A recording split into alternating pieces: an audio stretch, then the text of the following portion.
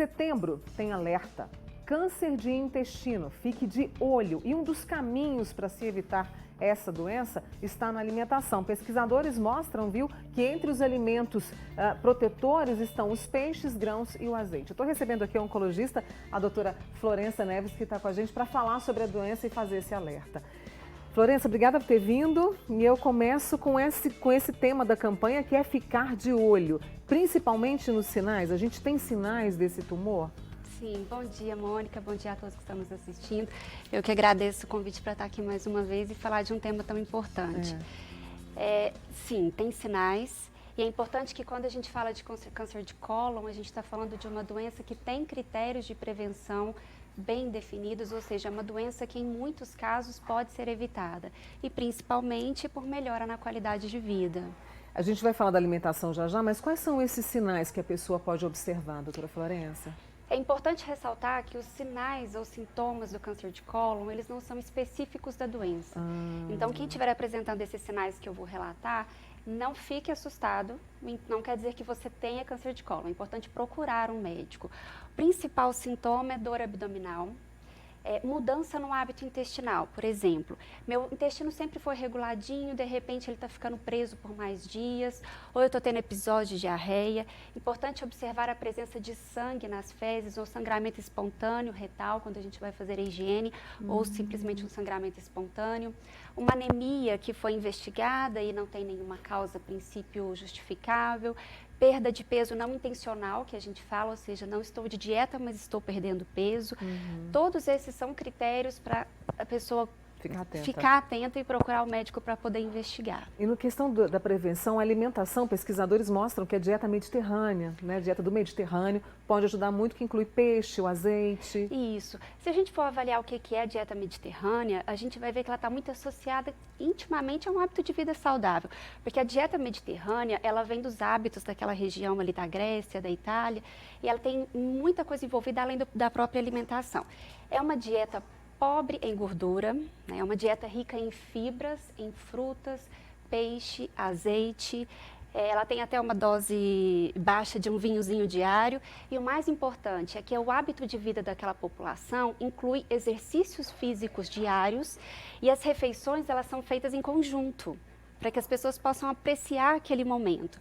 Então, a gente vê o que é o mais importante: hábito de vida saudável e equilíbrio. Outro fato muito importante é que a dieta mediterrânea não se ingere processados, industrializados, a ingestão de carne vermelha limitada. Então, esses são os fatores de risco para o câncer de intestino, não só para o câncer de intestino, mas para vários tipos de câncer.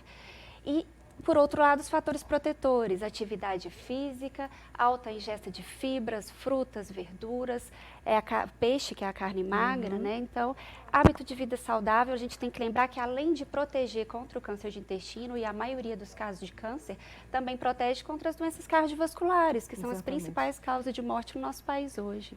Na última semana, no sábado, né, a gente teve a notícia daquele ator do Pantera Negra, o Chadwick, me perdoe, esqueci o sobrenome dele aqui agora, que aos 43 anos morreu, né, com câncer de cólon, muito novo. O que explica isso, se é que tem alguma explicação, Florença? Então, o câncer de cólon é uma doença muito prevalente. Para a gente falar um pouquinho em números, no Brasil, é a segunda neoplasia mais incidente e a terceira causa de óbito. Nos Estados Unidos não foge muito a essa estatística. É a terceira neoplasia mais incidente e a segunda causa de óbito por câncer em geral. E a gente tem observado, de 2008 para cá, uma mudança no padrão. Essa é uma doença que normalmente acomete pessoas com mais de 50 anos. Nessa população acima de 55 anos, a incidência tem diminuído de 2008 para cá. Em contrapartida, nós temos observado um aumento de quase 2% ao ano de 2008 para cá da incidência do câncer de cólon numa população mais jovem, principalmente uma população entre 29 anos e 50 anos. Muito tem se estudado para definir qual seria a causa, mas o que a gente sabe até o momento é que provavelmente está relacionado a fatores de vida, principalmente a alta prevalência do diabetes, sedentarismo e a dieta rica em processados, industrializados, pobre em fibras, verduras, o que a gente tem conversado. Exatamente, tem tentado mudar isso aí, a gente vai conseguir, eu espero, viu, Florença? Sim. Quando diagnosticado, o índice de cura, qual é? Esse é um ponto muito importante, lembrar que a gente tem um exame que nos ajuda a diagnosticar precocemente e principalmente é um exame que nos ajuda a prevenir o câncer, retirando lesões, que a gente chama de lesões pré-neoplásicas ou pré-malignas, lesões que podem se transformar em câncer. Então, a colonoscopia, ela é um exame muito importante e quando a gente consegue fazer o diagnóstico precoce, Mônica, a gente fala nos estágios 1 ou 2, a cura desse paciente pode ficar em torno de 80% a 90%. Então, o diagnóstico precoce ele está associado a uma maior taxa de cura.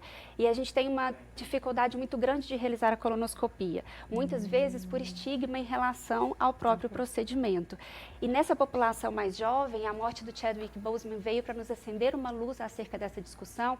Essa população, ela tem um diagnóstico mais tardio, justamente porque tem um estigma em relação a não realizar o exame. E um outro ponto muito importante, como não é uma doença típica nessa idade, os médicos demoram para pensar nesse diagnóstico e demoram para solicitar a colono. Tem um dado interessante americano, que lá nos Estados Unidos a população nessa faixa etária, em torno de 30, 40 anos, costuma procurar 3 médicos antes de conseguir o diagnóstico, antes de que um médico pense nessa possibilidade e solicite a colono para o paciente. Então, o diagnóstico tardio, ele impacta na sobrevida, na taxa de cura do paciente. Então, é importante a gente pensar cedo. Então, ficar de olho também nessa nova situação que estamos vivendo com esses exatamente. casos, cada vez mais uma faixa etária mais nova, né? Isso. E Florença, ficar atento aos hábitos de vida, reforçar o quanto é importante, né? exatamente. Uma mudança de hábito de vida. O câncer de cólon, ele tem fatores de risco que a gente chama de modificáveis e não modificáveis. Não modificáveis é aquele que não depende do indivíduo, ou seja, a história familiar, uma herança familiar, uma síndrome genética que a gente herda através das gerações, tudo isso eu não consigo mudar.